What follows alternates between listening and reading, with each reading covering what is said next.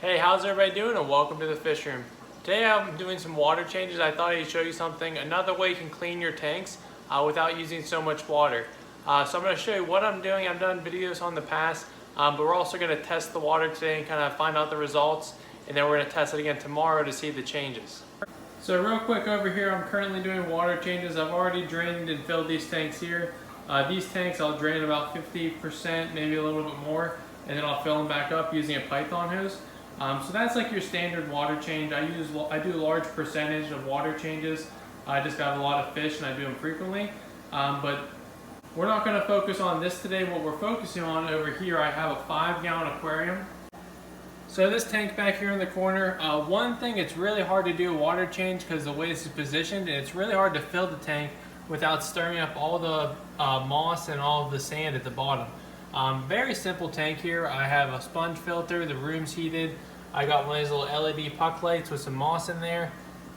There's a pair of guppies hanging out. I have some scuds, some shrimp, some snails. Pretty simple tank, but instead of doing a water change on this, we're gonna go in the back. We have this dual sponge filter, and it's kind of hard to see right now, it's not that important. But basically, we're gonna clean out the filters. I'm gonna show what it looks like. And we're going to test the tank as is. We're going to test the dirty water where we're moving, and we're going to test the tank tomorrow after it settles for 24 hours. Here's kind of the cleaning setup. I have a bucket of clean dechlorinated water, the same temperature as the tank. So you do have to use water. I filled this bucket up. You could do a water change. Say this is a larger tank. So you got like a 90-gallon tank or a 55-gallon. You can do a 5-gallon water change. Use your fish water and use that, and then still use 5 gallons of new water, but you'll put that straight into your tank. So you do a mini water change while you're cleaning your tank, but for right now, with this tank, I want to do this little project where we're not going to remove any water at all. So that's clean dechlorinated water. We are using these easy strips, these by Tetra. I will put a link in the description for these. They're real simple. You dip them, you wait like 30 seconds, you read the results. If you go and check out the link below, these are a lot cheaper than you buy them at the pet store. This is like $18, $20 for 100. If you buy them at the pet store, they're usually like 25 or 20 of them for around 20 or 25 bucks. So you're getting around the same price. It's a little bit cheaper, and you're getting like 75 more strips.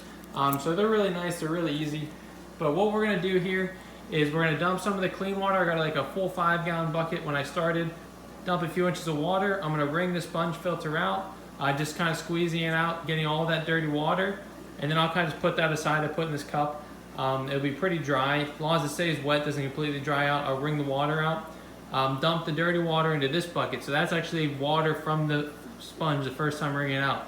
So we're gonna actually test this water here. We're gonna test the actual aquarium water, and then we're gonna test the aquarium tomorrow and see our results. So this is what the strip's like before you dip them. I just got them out because we'll have to do this around the same time to be able to compare them. Just so you guys know, I always do this, but I've never actually tested the results. So we're doing this together for the first time. So we're going to take one strip, we're going to dip it into the 5-gallon, a little stir, and that's it. Just let it hang out over here on the tank. And then we're going to go ahead and grab the other test strip. And I'm not sure if this is going to be really dirty or if it's going to be too soon to read it. We're going to dip that into the dirty water and put that right next to it. And just kind of let this sit for, it says like 30 seconds. So you can see this tank is actually the 5-gallon. It's pretty dirty, like overdue for a water change. And the sponge water, we actually cleaned it with clean water. So it might not show up dirty yet because it hasn't processed the ammonia and the nitrates. So that's something I actually haven't thought about. So curious to see how that works. It's kind of hard to focus on because it's so bright. But this is a tank right now, really dirty. Those nitrates are probably around 80 parts per million. We can compare it to the test kit soon. But just so you know, this stuff at the top is the nitrates. So this is showing hardly any. So that's not working, it's not processing that, which is interesting. But this here is our tank. So it's very dirty, it's overdue for water change. I kind of neglect that tank in the corner. All I really have it for is to let scuds breed, so it's not really make or break it. I'm debating if I want to keep that tank. But we're gonna go ahead, clean the sponges out very thoroughly. I'm going to put them back into the tank, and then we'll let it run for 24 hours, maybe a little bit longer, and we'll test the tank again. So we'll kind of test out together, see if this works. And if this works really well, this might be a new way I do skipping water changes, because I've talked about doing that to clean your tanks, but I'm curious how it shows up on a test strip. So let's jump forward to the next day and we'll see what our results are.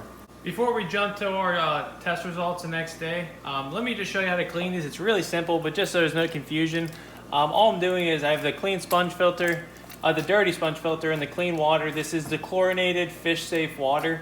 And you're just gonna keep pinching the sponge, kind of working it around.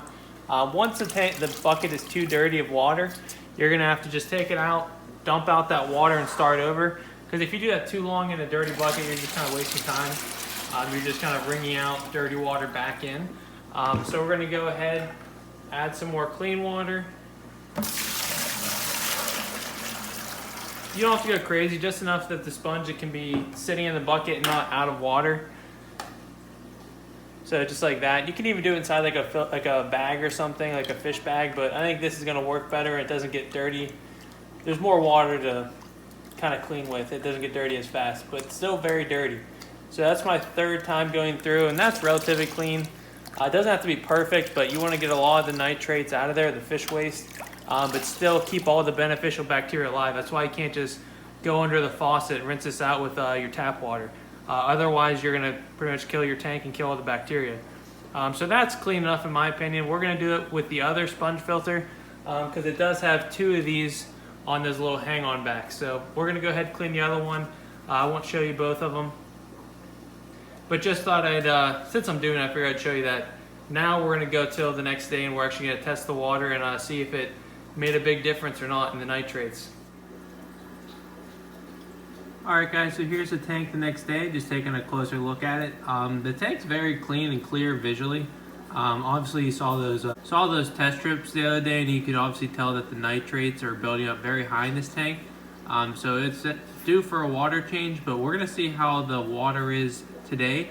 I gave it a little bit less than 24 hours, but it's a very simple tank. It's got some shrimp in there, some scuds, very thin layer of sand, a little bit of moss in those two guppies. So let's go ahead, we're going to go and use our Tetra test strips and see if we got our nitrates to go down at all by cleaning out the sponge. So same thing, we're just going to dip it in here. Just takes a second. You can kind of move it around, but that's pretty much what I need to do. Just dip it, pull it out, wait 30 seconds, and we're going to see what our results are. Still obviously a good bit of nitrates because it's going up right away. But from yesterday, we were probably in the 80 to 160 in that nitrate zone, so very high. We're going to let this sit for about another 10 seconds and we'll see what our results are. Okay, so here you can see after letting it sit for about 30 or 40 seconds, our nitrates are still pretty high. I'm going to do a little quick shot of our test from yesterday. Okay, so comparing the two, I would say it's a little bit lighter. Obviously removed a lot of waste from the tank, so either way we still cleaned the tank a whole bunch and we didn't shock the fish because it wasn't too much of a change too quick.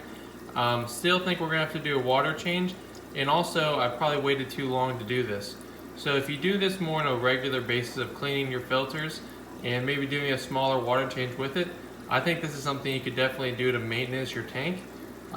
So not a huge change there. I was hoping we get a little bit better results.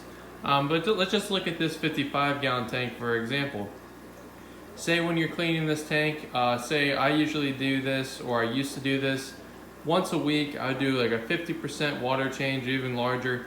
But I'm feeding tons and tons of food to this tank twice a day. Morning and night I'm throwing tons of algae wafers. I'm doing a very large pinch of flake food. So there's a lot of food going into the tank and there's a lot of fish. They're producing a lot of waste.